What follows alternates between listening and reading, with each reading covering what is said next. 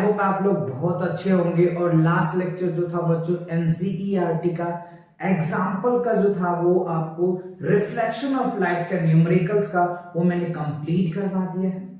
अगर आपको इलेक्ट्रिसिटी यानी आपको इलेक्ट्रिसिटी में न्यूमेरिकल्स में प्रॉब्लम्स है या उनके इंटेक्स क्वेश्चंस में प्रॉब्लम्स है तो बच्चों कंप्लीट मैंने करवा दिया। उनके इंटेक्स के क्वेश्चंस, बुक एक्सरसाइज के क्वेश्चन, एग्जाम्पल सभी मैंने कंप्लीट करवा दिया है। उसके बाद रिफ्लेक्शन ऑफ लाइट का भी बच्चों मैंने कंप्लीट करवा दिया है। जितने भी इंटेक्स के क्वेश्चन थे वो कंप्लीट मैंने करवा दिए। जो बुक एक्सरसाइज थे वो सारे कंप्लीट मैंने करवा दिया। तो अब जो है न्यू चैप्टर स्टार्ट होने वाला है बच्चों, human eyes and colourful world, right. ये जो है न्यू एनसीईआरटी के अकॉर्डिंग जितने भी इंटेक्स के क्वेश्चंस है, जितने एक्सरसाइज के क्वेश्चंस है एंड इवन एग्जांपल्स है, वो सभी क्वेश्चन बच्चों में आपको वन बाय वन करके कवर करवाने वाला हूं, राइट। और अगर आप चैनल पे नए हो तो चैनल को सब्सक्राइब करो, अपने दोस्तों के साथ शेयर करो, राइट। तो चलिए आज का जो सेशन होने वाले हैं वो इंटेक्स के क्वेश्चंस डिटेल करेंगे। क्वेश्चन नंबर 1 to 4 कंप्लीट करेंगे विथ डिटेल कॉन्सेप्ट के साथ, राइट। चलिए तो हम जो पढ़ने वाले हैं बच्चों को क्या पढ़ने वाले हैं, human eyes and colourful world, इनके इंटेक्स क्वेश्चन को हम कवर करने वाले हैं।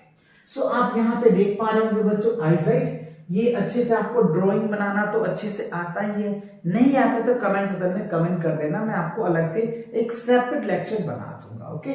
सो हियर इज दैट, आप यहाँ पे देख पा रहे होंगे ये जो है बच्चों ये आई लेंस होता है, राइट। इसको हम लोग क्या बोलते हैं, आई लेंस बोलते हैं। और ये जो पार्ट देख रहे हैं इसको आइरिस बोलते हैं। और ये जो पार्ट होता है ना दैट इज कॉल्ड कॉर्निया बोलते हैं, राइट। और ये जो होता है ना बच्चों एक्वस ह्यूमर्स होता है, जो आप देखते आपके आंख से पानी गिरता है वो एक्वस ह्यूमर से अकॉर्डिंग होता है। ये सस्पेंसरी लिगामेंट्स होते हैं, जैसे एकोमोडेशन जिसको सिल्वर बोलते हैं, सिल्वर मसल्स होता है ना जो जिससे आप नजदीक की वस्तु को देख पाते हो, दूर की वस्तु को देख पाते हो। एंड आफ्टर दैट ये होते हैं स्केलर्स है, ये रेटिना जहां पे आपकी इमेजेस बनते हैं, ये कॉरेंट है, ये फोरेवर्स है, ये ऑप्टिकल्स नर्वस है, राइट। ये ऑप्टिकल नर्वस है।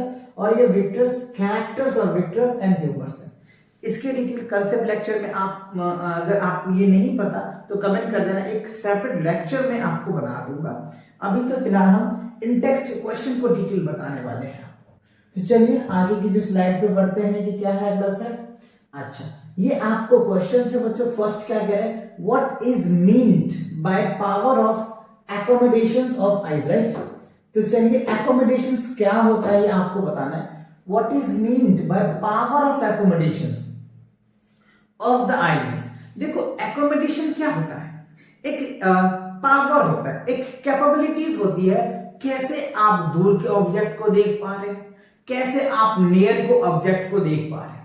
तो दैट मींस वो अभी मैंने आपको एग्जांपल फिगर में दिखाया था, सिलियरी मसल्स। उस मसल से अगर हमें नजदीक की वस्तु को देखना पड़ता है तो हम क्या करते हैं, लेंस की क्षमता को क्या करते हैं बच्चों, दबा देते हैं, यानी उसको प्रेस कर देते हैं। तो जब प्रेस करेंगे तो लेंस क्या होता है, छोटा हो जाता है, तो नजदीक की वस्तु को देख पाते हैं। और जैसे हम उसको खींच के बड़ा कर देते हैं, यानी उसको तान देते हैं, ऐसे कर देते हैं, तो वो लेंस बड़ा हो जाता है।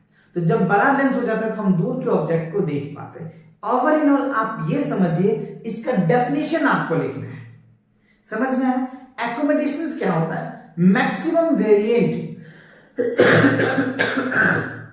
क्या होता है बच्चों, मैक्सिमम जो वेरिएंट होता है ना इसका, नजदीक को ऑब्जेक्ट देखने के लिए और दूर के ऑब्जेक्ट देखने के लिए, ये अगर कैपेबिलिटी होती है क्लियर ऑब्जेक्ट को देखने के लिए, that is called power of accommodation होता है। उसको हम लोग क्या बोलते हैं, पावर ऑफ एकोमोडेशन बोलते हैं। Understand, okay.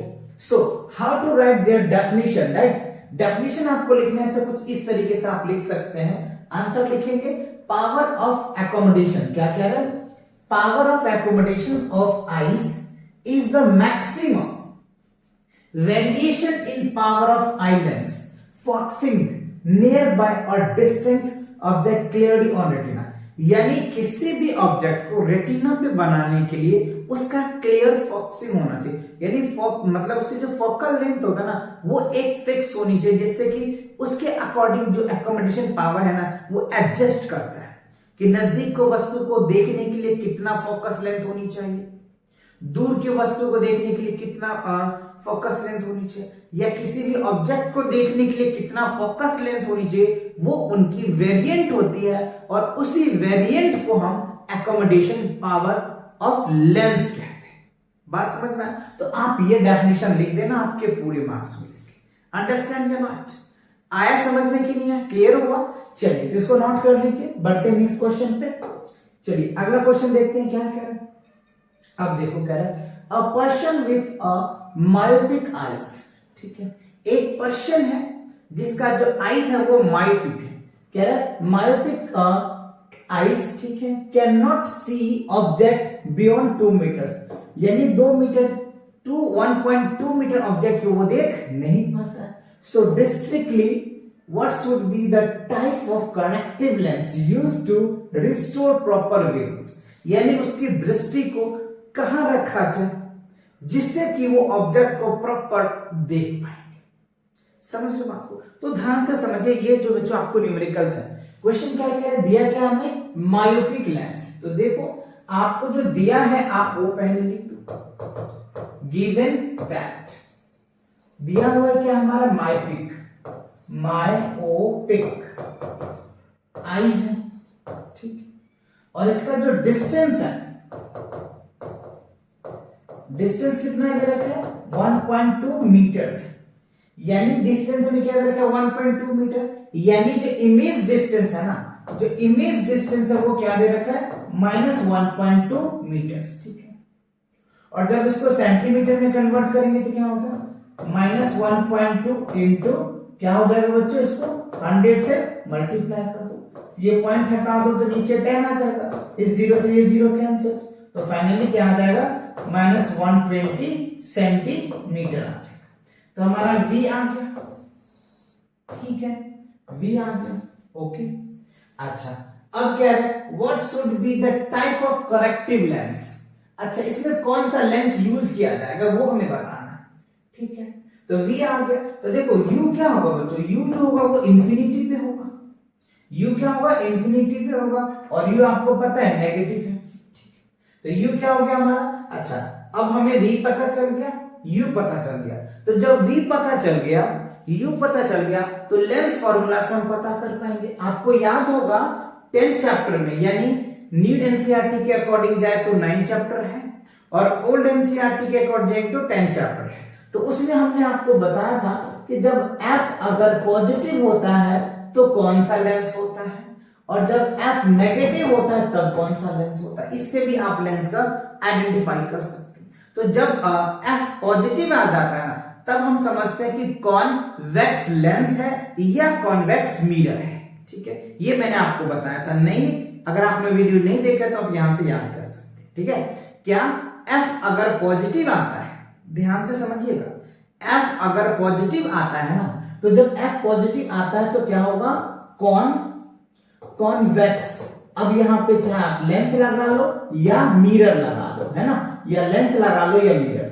और जब f नेगेटिव होता है तो कॉनकेव होता है, राइट, या फिर आप यहाँ पे मिरर लगा लो या फिर आप लेंस लगा लो, ये ध्यान रखना। तो इससे हम पता कर पाएंगे करेक्टिव लेंस क्या होगा। u पता चल गया हमें, v पता चल गया, तो f अगर पता चल जाता है तो हम करेक्टिव लेंस आसानी से बता देंगे।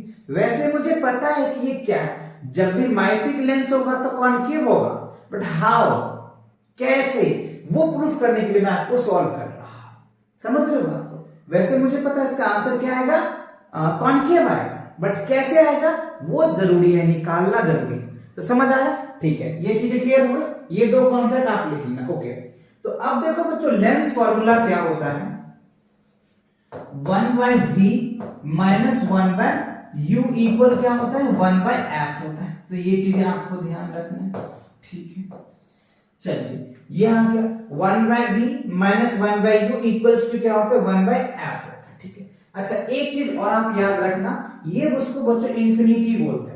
इंफिनिटी इक्वल्स टू क्या लिख सकते हो, 1/0 भी लिख सकते हो, ठीक है। इस कंडीशन को हम लोग इंफिनिटी बोलते हैं, क्योंकि इंफिनिटी का जो कंसेप्ट है ना बच्चों, ये आप 11th के मैथ जब लिमिट पढ़ेंगे ना, तो वहां आपको ये समझाया जाएगा कि इंफिनिटी क्या होता है। समझ रहे हो? वहां पे आप समझेंगे। फिलहाल आप ये समझ के चलिए कि जब इंफिनिटी कहीं देख लें तो हम उसको 1/0 लिख सकते हैं। या 0/0 को भी हम इंफिनिटी लिखते हैं ना, या फिर ऐसे भी लिखते हैं 0/0 भी इंफिनिटी होता है। ये जब आप 11th में जाएंगे ना तब आप इन बात को समझेंगे। फिलहाल आप ये मान के चलिए कि इंफिनिटी जहां भी देखे वहां 1/0 हम ले लेंगे। क्लियर? चलिए, तो ये बात याद समझ में आ गया। ओके, अब देखिए आगे बढ़ते हैं। अब हम क्या करेंगे, वैल्यू पुट कीजिए। तो 1/v की वैल्यू क्या है बच्चों, 1/v, v की वैल्यू क्या है -120 माइनस, ठीक है, u की वैल्यू क्या है -इंफिनिटी, राइट। u की वैल्यू क्या है, अच्छा u की वैल्यू इंफिनिटी है, तो इंफिनिटी की जगह पर हम ये वैल्यू ले सकते हैं क्या, 1/0 ले सकते हैं, इक्वल 1 बाय क्या हो जाएगा, f आ जाएगा। ठीक है, अब आप देखो 1 बाय -120 माइनस माइनस क्या हो जाएगा, प्लस। ठीक, अच्छा, तो ये हो जाएगा 1 बाय इतना और ये हो जाएगा 0/1, तो क्या हो जाएगा 1 बाय f। तो फाइनली 0 से अगर आप मल्टीप्लाई करोगे तो क्या होगा, 0 ही आ जाएगा। तो 1 बाय -20 प्लस क्या हो जाएगा 0 इक्वल्स टू क्या हो गया 1 बाय f, और यहाँ पे क्या हो गया 1 बाय -120, 0 ऐड करोगे तो क्या होगा, वही नंबर आ जाएगा, इक्वल्स टू क्या हो गया 1 बाय f। तो 1 से 1 खत्म, तो f बराबर क्या हो जाएगा -120, और यहाँ पे आप सेंटीमीटर लगा दीजिए। तो ये हमने सेंटीमीटर लगा दिया। अब आप देखो f क्या आ रहा है, हमें नेगेटिव आ रहा है, f क्या आ रहा है, नेगेटिव आ रहा है, और नेगेटिव के लिए मैंने क्या बताया था, कॉनकेव बताया था। तो हम यहाँ पे जो करेक्टिव लेंस है ना, corrective lens used to restore the proper visions, यानी प्रॉपर दृष्टि, यानी प्रॉपर इमेज बनाने के लिए रेटिना पे उसको कौन सा लेंस यूज करना पड़ेगा, कॉनकेव करना पड़ेगा। तो आप यहाँ पे आंसर क्या लिखेंगे, कॉनकेव लेंस, है ना। करेक्टिव लेंस क्या होगा, कॉनकेव। कैसे हमने पता किया, f नेगेटिव आया इसलिए, अगर f पॉजिटिव आता तो कॉन्वेक्स होता। समझ रहे बातों को? तो ये मैंने आपको प्रूफ करके दिखाया, लेकिन इनको तो मैं एक लाइन में लिख देता, बट कैसे आया ये जानना आपके लिए जरूरी है, जिससे कि इस टाइप के क्वेश्चंस आए तो आप आसानी से इजी से कर पाओगे। बात समझ आए कि नहीं, क्लियर हुआ कि नहीं? बढ़े नेक्स्ट क्वेश्चन पे। ओके, चलो देखते हैं नेक्स्ट क्वेश्चन क्या कह रहे हैं। अगला क्वेश्चन में कह रहे, देखो what is the far point, क्या कह रहे हैं, what is the far point and near point of the human I with normal visions. अच्छा, व्हाट इज फार पॉइंट, देखो फार पॉइंट क्या होता है और नियर पॉइंट क्या होता है ये आपको बता रहा है। तो फार पॉइंट क्या होता है, फार मतलब क्या होता है, दूर। तो maximum distance can human eyes clearly see. Maximum distance को अगर ह्यूमन आईज देख पाते हैं या क्लियर इमेज रेटिना पे बना पाते हैं, that is called far point. Far point, तो मैक्सिमम डिस्टेंस क्या होगा बच्चों, इंफिनिटी ही तो होगा, यानी मैक्सिमम डिस्टेंस ऑब्जेक्ट की अगर मैं मानूं तो वो क्या हो जाएगा, इंफिनिटी पे होगा, तब तो वो क्लियरली इमेज बनाएगा रेटिना पे, तो फार पॉइंट इंफिनिटी हो जाएगा। अच्छा ठीक है, फिर कह रहे नियर पॉइंट क्या होता है, तो नियर मतलब क्या होगा, नजदीक। मिनिमम डिस्टेंस क्या होता है, मिनिमम डिस्टेंस होता है, minimum distance human eyes can see the clear image. Clear image बनाने के लिए मिनिमम डिस्टेंस कितना होना चाहिए बच्चों, 25 सेंटीमीटर है। ये आप चाहे तो लिख लो कहीं पे, ये क्वेश्चन तो डेफिनेटली आते ही आते हैं, हर एक बार ये पूछा जाता है। जो नॉर्मल आईज होता है, ये एडल्ट आईज होता है, घुमा घुमा के क्वेश्चन पूछा जाएगा कि मिनिमम डिस्टेंस कितना होता है। तो जो मिनिमम डिस्टेंस होता है बच्चों वो 25 सेंटीमीटर होते हैं, और जो मैक्सिमम डिस्टेंस होगा वो इंफिनिटी होगा। ये दोनों बात आपको ध्यान रखना है। तो बट आपको यहां पे क्या लिखना है, डेफिनेशन लिखना है। डेफिनेशन कैसे लिखेंगे फार पॉइंट का, नियर पॉइंट का कैसे डेफिनेशन लिखेंगे, तो इसका डेफिनेशन बच्चों आप इस तरीके से लिख सकते हैं। फार पॉइंट का क्या लिखेंगे, the maximum distance from which the human eyes see the object clearly और कॉल्ड फार पॉइंट। यानी ये कह सकते, वही जो मैंने आपको बताया, मैक्सिमम डिस्टेंस अगर ह्यूमन आईज क्लियरली इमेज बना लेता है ना, उसी को हम लोग बोलते हैं फार पॉइंट। क्या बोलते हैं, फार पॉइंट बोलते हैं, या फिर आप इंफिनिटी कह सकते हैं, जो मैंने अभी आपको समझाया। ठीक है। अच्छा, नेक्स्ट क्या है, नियर पॉइंट्स क्या होते हैं? तो मिनिमम डिस्टेंस होता है, minimum distance human can see the object clearly, यानी वो मिनिमम डिस्टेंस जिस पे हम किसी ऑब्जेक्ट की इमेज रेटिना पे बना पाते हैं ना, that is called near point. अगर 25 सेंटीमीटर से कम होगा तो क्या होगा, ये आप कमेंट सेक्शन में मुझे बताइए। अगर आपको इसके डिटेल नॉलेज है तो आप कमेंट सेक्शन में जरूर बताना। लास्ट में मैं बता दूंगा कि अगर 25 सेंटीमीटर से कम होगा तो ऑब्जेक्ट को हम क्या कर पाएंगे, देख पाएंगे या नहीं देख पाएंगे, वो मैं आपको लास्ट क्वेश्चन के एंड में बताऊंगा। अभी अगर आपको आता है तो कमेंट सेक्शन में कमेंट करके मुझे बताइए। तो ये दोनों पॉइंट समझ में आया, फार पॉइंट क्लियर आ गया समझ में, नियर पॉइंट आपको क्लियर समझ में आ गया। बढ़े आगे क्वेश्चन की तरफ, चलिए नेक्स्ट क्वेश्चन देखते हैं क्या है। अच्छा, अब कह रहा है a student has difficulties reading the black board with sitting in the last row. अच्छा, एक स्टूडेंट है, उसको ब्लैक बोर्ड को देखने में प्रॉब्लम आता है जबकि वो बेंच के लास्ट रो में बैठा, ठीक है। अच्छा, आगे कह रहे हैं what could be the defect the child is suffering from. तो वो किस डिफेक्ट से वो बच्चा जो है सफर कर रहा है, प्रॉब्लम में है। अच्छा, so how can it be corrected. तो उसको कौन सी लेंस यानी कौन सा लेंस, करेक्टेड लेंस होगा जिससे कि वो बच्चा उस ब्लैक बोर्ड पे क्लियर देख पाए। तो मान के चलो यहां हमने एक ब्लैक बोर्ड ले लिया, ठीक है, ये बच्चों हमने ब्लैक बोर्ड ले लिया और यहां पे हमने लेंस फॉर्मूला लिख दिया, है ना, कुछ भी लिख सकते हैं, आपको जो लिखना है वो लिख दो, ठीक है। और यहां है बच्चा, ठीक है, यहां है बच्चा, ठीक है। अब इस ऑब्जेक्ट को वो क्लियरली देख नहीं पा रहा है। क्वेश्चन तो यही क्या है, कह रहा है एक student has difficulty reading the black board. ये स्टूडेंट इस ब्लैक बोर्ड पे क्या लिखा हुआ है ये रीड नहीं कर पा रहा है, ठीक है।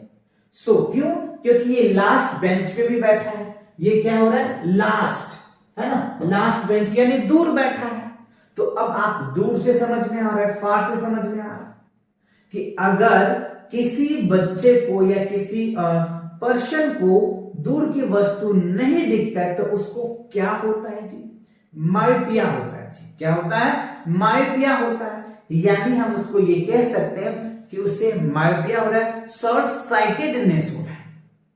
शॉर्ट साइटेडनेस का मतलब क्या होता है, नजदीक की वस्तु को देख लेता है, दूर की वस्तु को वो नहीं देख पाता है। यही एक लॉजिक है जो आप कई बच्चे यहाँ पे कंफ्यूज हो जाते हैं कि सर शॉर्ट साइटेडनेस कैसे होगा, वो तो नजदीक की वस्तु को देख लेता है, लेकिन नेमिंग में बच्चों यही है। तो आप इसे अच्छे से याद करेंगे कि अगर किसी पर्सन को नजदीक की वस्तु देख लेते हैं, दूर की वस्तु नहीं देखता है, तो उसे मायोपिया होता है, यानी शॉर्ट साइटेडनेस होता है। क्या होता है, शॉर्ट साइटेडनेस होता है। चलिए हम अभी बताते हैं, क्या लिखेंगे, मायोपिया, MYO, मायोपिक बोल दो, या फिर क्या बोलोगे, short, SHORT, short sighted, SIGHTEDNESS, या फिर ये बोल दो मायोपिक आइज बोल दो, या फिर शॉर्ट साइटेडनेस बोल दो, ठीक है। तो ये बात पता चल गया कि उसे क्या हुआ, ठीक है, मायोपिक है, शॉर्ट साइटेडनेस है, यहां तक के आंसर। अब कह रहे हैं how can it be corrected. अब इसको करेक्ट कैसे किया जाए, तो अभी बच्चों मैंने आपको सेकंड क्वेश्चन में दिखाया था कि जब आपको मायोपिक लेंस यानी उसका जो इमेज डिस्टेंस था 1.2 मीटर था, वहां पे हमने आपको बताया था कि कौन सा लेंस होता है, कौन सा लेंस था, कॉनकेव लेंस था। तो इसको करेक्ट मायोपिक लेंस में क्या होता है, कॉनकेव कैसे होता है, ये मैंने आपको प्रूफ करके बताया था। तो क्या हो जाएगा, कॉनकेव लेंस हो जाएगा। क्या हो जाएगा, कॉनकेव लेंस विद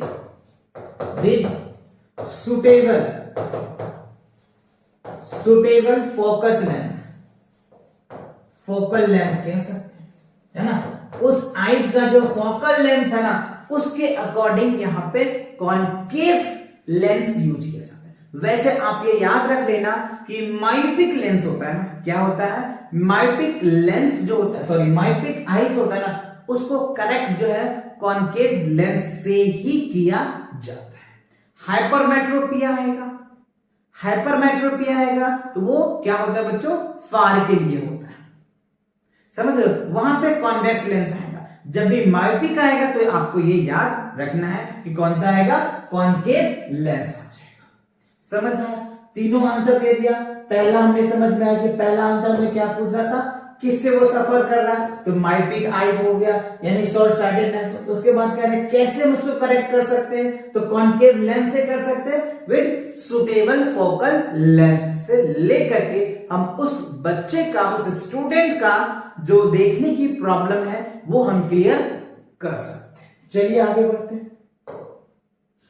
अच्छा, तो इसी के साथ ये जो इंटेक्स क्वेश्चन है ये आपका कंप्लीट होता है। तो मैंने आपसे एक क्वेश्चन पूछा था कि अगर बच्चों 25 सेंटीमीटर हम क्या करते हैं, मिनिमम डिस्टेंस होता है जिससे हम किसी ऑब्जेक्ट को देख पाते हैं, राइट। अगर उससे कम डिस्टेंस हुआ तो हम किसी ऑब्जेक्ट को क्लियरली नहीं देख पाएंगे, वो ब्लर दिखेगा बच्चों। अगर किसी आप चाहो तो प्रैक्टिकल करके देख लेना कि 25 सेंटीमीटर से किसी ऑब्जेक्ट को नजदीक रख के देख लेना, तो आप उस ऑब्जेक्ट को या उस टेक्स्ट को आप अच्छे से पढ़ नहीं पाओगे, बिकॉज दे हैव ब्लर्ड, वो आपको ब्लर्ड दिखाई देगा, एकदम धुंधला दिखाई देगा। ये रीजंस था। तो आई होप ये आपको सभी क्वेश्चन समझ में आ गया। तो मिलेंगे नेक्स्ट वीडियो के साथ बहुत जल्दी, तब तक पढ़ाई करते रहे। All the very best.